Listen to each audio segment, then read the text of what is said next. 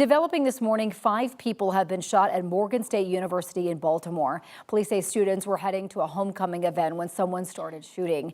The victims are all between the ages of 18 and 22. They're all expected to survive.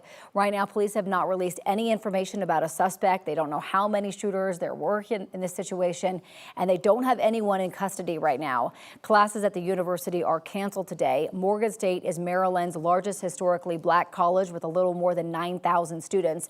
We'll update you once we get some more information. Today, you are going to get an emergency alert on your phone. Now, it's just a test. The federal government plans to send the Amber Alert style message to every phone in the country at 12:20 today.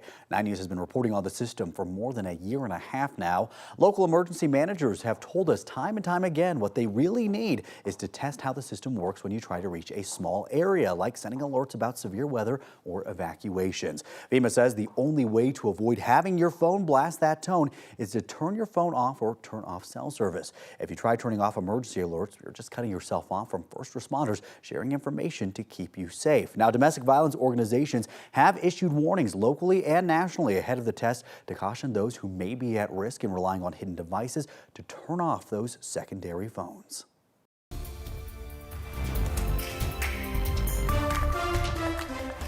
I may have lost a vote today, but as I walk out of this chamber, I feel fortunate to have served the American people. Congressman Kevin McCarthy says he will not run for Speaker of the House again after becoming the first Speaker in history to be voted out of his leadership role. 8 House Republicans joined Democrats in voting out McCarthy, including Colorado's own Congressman Ken Buck. Buck has criticized McCarthy throughout the House budget process as the Speaker struggled to negotiate with representatives on the far right. Buck says he voted to demote McCarthy because he failed to keep his promise to lower the national debt. Buck told CNN his vote with House Democrats doesn't make him less of a conservative. I think a lot of people conflate the fact that the Democrats want Kevin McCarthy out for one reason and conservative Republicans want him out for another reason. It doesn't make us less conservative. It makes us more practical in how we get the spending bills done. Buck isn't the only surprise vote from Colorado Republicans. Congresswoman Lauren Boebert, who held up the vote to give McCarthy the gavel in the first place, voted to keep him in his seat. She says it's time to focus on the budget instead. House Republicans will hold a forum for Speaker candidates on Tuesday. Then the election will be a week from today. It is now 6:06 on your Wednesday morning, and a teenage boy will spend 7 years in juvenile detention for starting an apartment fire that killed a mom and her 10-year-old daughter. The boy is now 15 years old. He and his younger brother were arrested last year after the fire at the Tiffany Square Apartments in Lakewood on Halloween. Prosecutors say the boys were staying at the complex and they started the fire after someone kicked them out. Kathleen Payton and her daughter Jazzy died. Back in July, the older brother pleaded guilty to 2 counts of first-degree murder, along with attempted murder and arson. A judge sentenced him to 7 years in juvenile detention, the maximum sentence. His younger brother's case is still moving forward, and he is due in court in about 2 weeks. The trial of the 2 officers accused in the death of Elijah McClain picks back up again in a few hours. And for the first time during this trial, we heard from the doctor who did McClain's autopsy. Officers stopped and restrained McClain after a report he was acting suspiciously. The 23-year-old was not doing anything wrong.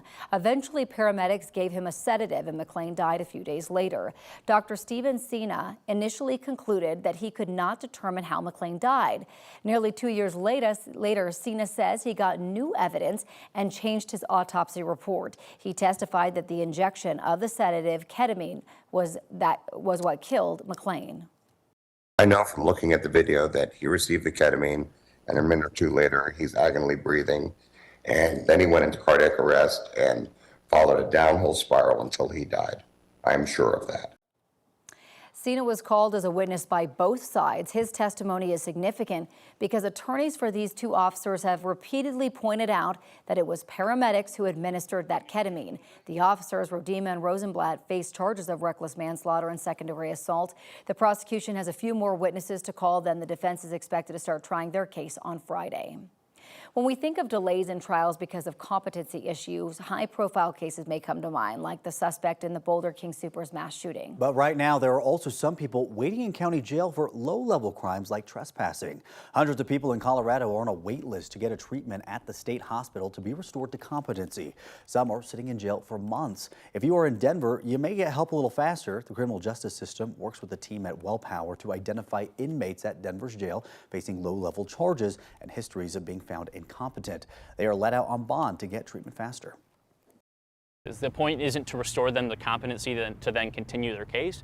The point is to try to help in the immediate part, to get their needs met. Now, those needs could be mental health resources or even housing. If the person works with WellPower for about 6 months, their case is completely dismissed. The Department of Justice is suing the state of Colorado, saying too many people with disabilities are forced into nursing homes because the state is failing to support them. The lawsuit claims thousands of Coloradans with disabilities are being sent to nursing facilities when they should be able to get care at home instead. Federal investigators say Colorado does not have enough health care providers to do at-home care. They blame the shortage on the state's low reimbursement rates. Colorado's Department of Health Care Policy and Finance says it's disappointed in the DOJ's decision to sue.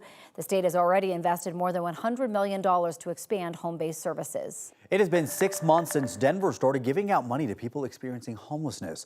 Now, organizers say it's making a pretty big difference. Denver is using $2 million worth of federal funds to give more than 800 people a basic income.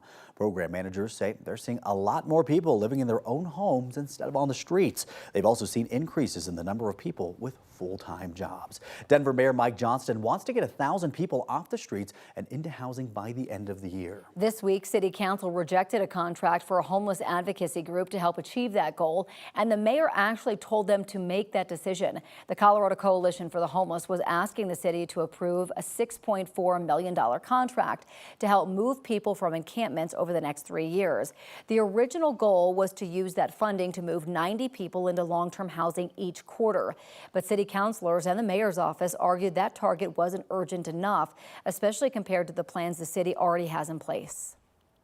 That does not in any way, from my perspective as a city council member, meet the sense of urgency that the crisis of the unsheltered deserve.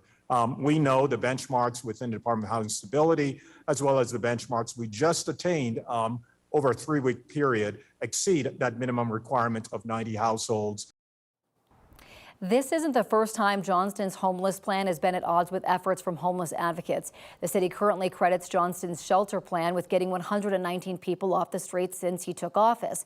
But homeless advocates point out that isn't the same as moving people into housing. The city currently counts someone as housed if they've been off the streets for just 14 days. Many of those people are in temporary shelter options like micro-communities and safe outdoor sites.